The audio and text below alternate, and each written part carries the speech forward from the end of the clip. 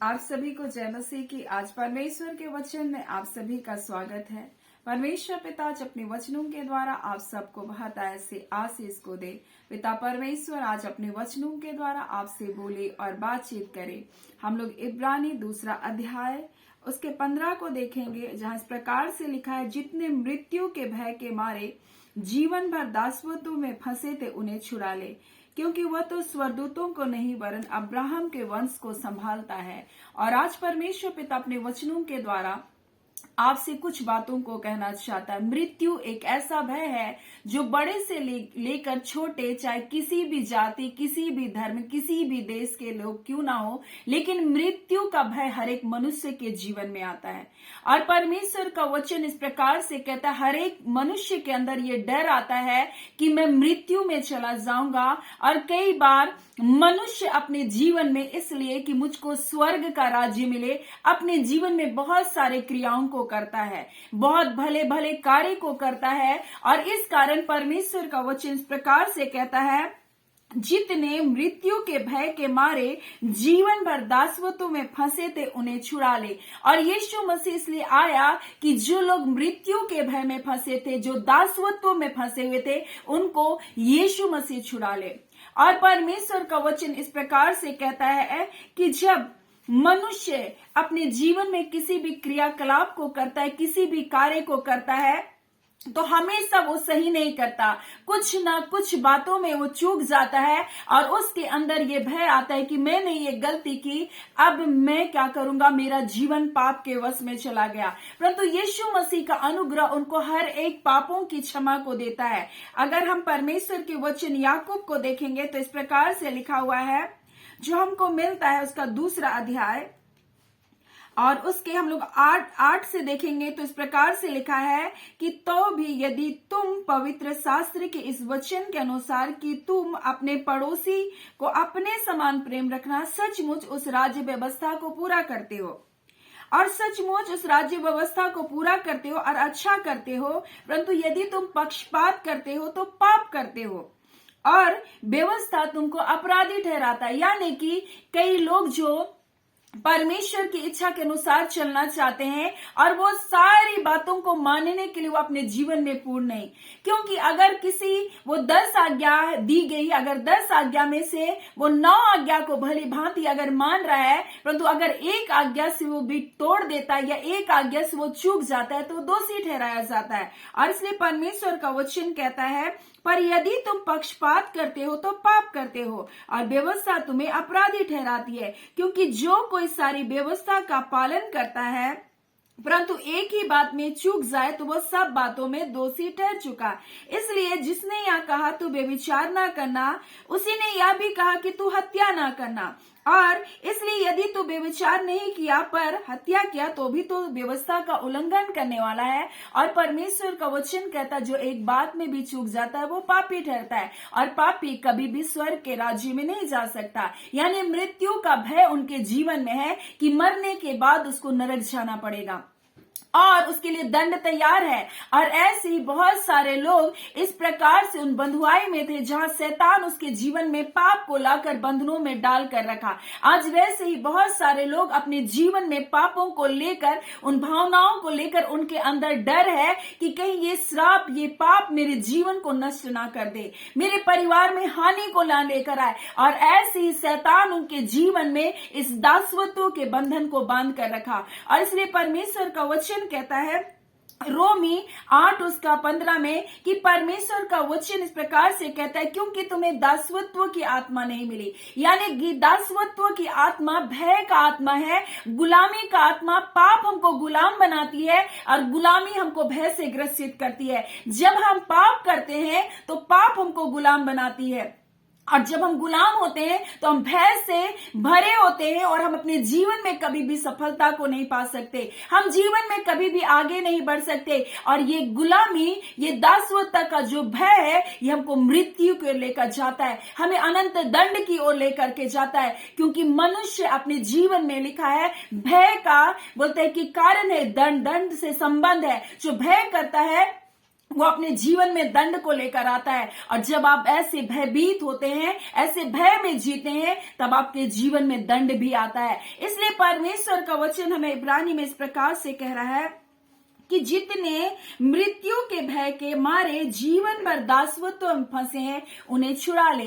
और परमेश्वर का वचन रोमी 8 उसका 15 में इस प्रकार से लिखा कि परमेश्वर ने हमें भय का आत्मा नहीं दिया, परंतु लेपालक पुत्र का हमें आत्मा को दिया, जो हे अब्बा हे पिता कहकर पुकारता है। इसलिए यूहन्ना में लिखा है पहला अध्याय में, जितनों ने उसे ग्रहण किया यानी यीशु मसीह को स्वीकार किया, परमेश्वर ने उसको अपना संतान होने का अधिकार दिया। इसलिए यहाँ नीचे लिखा है, और वह स्वर्गदूतों को नहीं वरन अब्राहम के वंश को संभालता है। अब्राहम ने परमेश्वर पर विश्वास किया, परमेश्वर की प्रतिज्ञाओं पर विश्वास किया। वैसे ही हमें उसके बेटे यीशु मसीह पर जब हम विश्वास करते हैं, यीशु मसीह के उस उद्धार की योजना पर हम विश्वास करते हैं, जिसने मृत्यु के ऊपर जय पाया, यीशु मसीह ने मृत्यु को हरा दिया, हमें उस भय से वो आजाद करता है। हमें अनंत जीवन को देने का वह आश्वासन कोई नहीं देता, परंतु वो परमेश्वर हमें बताता है कि मैं ही मार्ग, मैं ही सत्य और मैं ही जीवन हूं,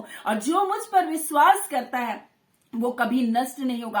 ये सिर्फ आश्वासन नहीं था, परंतु यीशु मसीह स्वयं मृत्यु को पर जय को पा करके आपको बताया कि मैं ही पुनरुत्थान हूं और मैं ही जीवन हूं। और यीशु मसीह बता रहा है कि तुम जो मृत्यु के भय में ग्रसित हो, जो तुमको डर शैतान समा कर रखा है कि तुमने पाप कर दिया और वो भय को लेकर आया है, अब आपको गुलाम बना रहा है कि तुम अपने जीवन में कभी सफलता नहीं पा सकते, तुम अपने जीवन में कभी आगे नहीं बढ़ सकते। ये वो डर का आत्मा है जो शैतान आपके अंदर डाला है। परंतु जैसे आप उसके बेटे यीशु मसीह को स्वीकार करते हैं, उसके उस उद्धार की योजना में आते हैं, वो आपको इस भय की आत्मा से आजादी को देता है। क्योंकि परमेश्वर का वचन कहता है, मैंने तुमको भय का आत्मा नहीं दिया है, मैंने तुम्हें दासत्व का आत्मा नहीं दिया है, परंतु मैंने अपने लेपालक पुत्र होने के द्वारा मैंने तुमको अपनी आत्मा को दिया, जो मुझको हे अब्बा हे पिता कहकर पुकारता है। और परमेश्वर का वचन कहता है, जितनों ने उसको ग्रहण किया,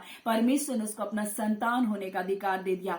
और आज परमेश्वर अपने लोगों से कहना चाहता है कि तुम अब्राहम की तरह मुझ पर अगर विश्वास करने वाले लोग हो, तो परमेश्वर का वचन इस प्रकार से कहता है, वह तो स्वर्गदूतों को नहीं परंतु अब्राहम के वंश को संभालता है। परमेश्वर आपको संभालेगा, आपके भविष्य को संभालेगा, आपके जीवन को संभालेगा। और इसलिए परमेश्वर आज अपने वचन के द्वारा आपसे कहना चाहता है कि जितने लोग आज मृत्यु के भय के मारे दासत्व में हैं, आज यीशु मसीह के पर विश्वास करने के द्वारा आप छुड़ाए जा सकते हैं। क्या आप उसको अपना उद्धारकर्ता करके स्वीकार करेंगे? क्या आप अपने पापों का उसके सामने अंगीकार करेंगे? वो तो आपके पापों को क्षमा करने के लिए धर्मी परमेश्वर है। वो अपनी धार्मिकता को आपको देगा और आपको एक नया जीवन को देगा। सो आज परमेश्वर पिता अपने वचन के द्वारा अपने प्रिय लोगों को कहना चाहता, अगर तुम मृत्यु के वश में हो, अगर तुम्हारे अंदर डर समा गया है किसी गलत काम को करने के द्वारा, आज मेरे पास आओ और मैं तुमको इस भय से तुमको छुटकारा दूंगा।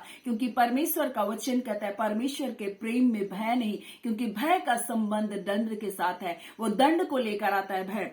परंतु परमेश्वर का जो प्रेम है वो सिद्ध प्रेम हमारे अंदर से भय को दूर करता है, हमें पाप क्षमा का वो निश्चयता को देता है। सो आज परमेश्वर पिता इन वचनों के द्वारा आप सबको बहुत ऐसे आशीष को दे। आइए हम प्रार्थना करेंगे। धन्यवाद देते हैं जीवते सच्चे सामर्थ्य खुदावन परमेश्वर, हमारे राजाओं के राजा प्रभुओं के प्रभु, हम आपका धन्यवाद देते हैं खुदावन परमेश्वर, जबकि आपके प्रिय लोगों के साथ खुदावन परमेश्वर पिता, जब आज पिता परमेश्वर इन वचनों को प्रभु जी जब हमने आपसे सुना है पिता, आप अपने बच्चों से आपने बोला और बातचीत किया है पिता, इसके लिए आपका धन्यवाद देते हैं खुदावन परमेश्वर। अगर पिता परमेश्वर आपका वचन कहता है तुम्हारे पाप चाहे कैसे भी गहरे रंग के क्यों ना हो, पिता आपका वचन कहता है मैंने हिम की नाई श्वेत कर दूंगा। ऐ खुदावन, जितने लोग प्रभु जी पापों के बोझ से दबे हैं प्रभु, अंधकार ने उन्हें दबा कर रखा, भय ने उनको ग्रसित करके रखा, ऐ खुदावन परमेश्वर जब अपने पापों के लिए पश्चाताप करते हैं, रोते गिड़गिड़ाते हैं परमेश्वर पिता, आज इनके पापों इनके अपराधों को क्षमा कर दीजिए खुदावन परमेश्वर। हाँ पिता परमेश्वर, ताकि पिता परमेश्वर प्रभु शांति को और विश्रांति को अपने हृदय में पा सके। ऐ खुदावन, जबकि अपने पापों को मान रहे पिता, आपकी शांति जो समझ से परे है खुदावन, इनके मन और उनके हृदय की रक्षा करने पाए। खुदावन परमेश्वर, जितने लोग रोग दुख बीमारी से ग्रसित हैं, बंधन बंधुआई की आत्मा में है, खुदावन यीशु नासरी के नाम से ये चंगे किए जाए, बंधन टूटे यीशु के नाम से, अंधकार की शक्तियां छोड़े प्रभु जी, इनके शरीरों को दुर्बल करने वाली आत्मा निकल बाहर होने पाए। ऐ खुदावन परमेश्वर, हर प्रकार का परमेश्वर, हाँ पिता, निराशा, बोझिलपन परमेश्वर प्रभु जी, हाँ पिता परमेश्वर, भविष्य के लोग लेकर कई चिंताएं प्रभु जी, आज सारी बातों के बंधन टूटने पाए खुदावन परमेश्वर प्रभु जी, क्योंकि आपका वचन कहता है मैं अब्राहम के वंश को संभालता हूं। आप अपने प्रिय लोगों को संभालते हैं खुदावन परमेश्वर। आप कहते हैं अपनी सारी चिंता, सारी बोझ को मुझ पर डाल दो, मुझको तुम्हारा ध्यान है। आप अपने बच्चों को संभाल लेंगे, आप अपने बच्चों को गिरने नहीं देंगे, आप अपने बच्चों को लज्जित होने नहीं देंगे। आपका वचन कहता है खुदावन परमेश्वर पिता, जब आपके पास आए खुदावन प्रभु जी, हाँ खुदावन, अपने धर्म मैदान हाथ से इनकी अगुवाई करे और पिता परमेश्वर, आपके पिता परमेश्वर जीवन के मार्ग पर ले चलिए। खुदावन परमेश्वर, आपके प्रिय बच्चों को आपके हाथों में सौंपते हैं, जो शिक्षा को प्राप्त करे आने वाले जिन दिनों में प्रभु, जो टेस्ट एग्जाम से प्रभु जी, इंटरव्यू है खुदावन प्रभु जी, में सफलता को पाने पाए। खुदावन परमेश्वर पिता, हम प्रार्थना करते हैं प्रभु, अच्छे स्वास्थ्य को दीजिए, भला चंगा जीवन को दीजिए, हर रोग दुख बीमारियों से बचा कर रखिए। खुदावन परमेश्वर, शत्रु शैतान की सारी बुरी युक्तियां, योजनाएं जो आपके बच्चों के खिलाफ, आपके दास दासियों के खिलाफ, आपके चुनिंदा लोगों के खिलाफ बनाए जा रहे सारी योजना यीशु के नाम से विफल होने पाए। खुदावन, जितनों का कोर्ट केस चल रहा है प्रभु, यीशु के नाम से उसमें जय को पाने पाए। हाँ खुदावन परमेश्वर, हम प्रार्थना करते हैं पिता, जितने फाइल प्रोसेस रुके हैं यीशु के नाम से वो कार्य होने पाए। खुदावन परमेश्वर प्रभु, जिनका घर नहीं प्रभु जी, उन्हें यीशु के नाम से घर मिलने पाए प्रभु। जिनकी औलादे नहीं है खुदावन, आज हर एक बंद गर्भ यीशु के नाम से खुलने पाए प्रभु जी। ओ खुदावन परमेश्वर प्रभु, उनके परिवार में आनंद आने पाए खुदान प्रभु जी। जय और हर्ष को दीजिए पिता। खुदावन परमेश्वर पिता, जितने लोग परमेश्वर पिता अपने कार्य के लिए, अपने व्यवसाय के लिए प्रार्थना कर रहे पिता, आप उत्तम परमेश्वर नौकरी प्रभु, उत्तम व्यवसाय को दीजिए, और जो बिजनेस को करते हैं प्रभु, उनके बिजनेस पर, उसके नौकरी पर आशीष को दीजिए। जिनके पैसे रुके हैं खुदावन परमेश्वर प्रभु जी, जो पेमेंट नहीं हो रहा है प्रभु, आज यीशु के नाम से हम सारे पिता बंधन को तोड़ते हैं यीशु के नाम से। ओ खुदावन, इनका पेमेंट यीशु के नाम से रिलीज होने पाए प्रभु जी। इनके रुके पैसे यीशु के नाम से, इनकी सैलरी आने के लिए प्रभु जी हम प्रार्थना करते हैं खुदावन परमेश्वर, और इसके द्वारा प्रभु जी आपके नाम की महिमा होने पाए। खुदावन परमेश्वर, आपने प्रार्थना सुना है, प्रार्थना आपके बेटे यीशु के नाम से मांगते हैं, दया से अनुग्रह से ग्रहण कर लीजिएगा, आमीन। परमेश्वर पिता आप सबको बहुत ऐसे आशीष को दे, आमीन।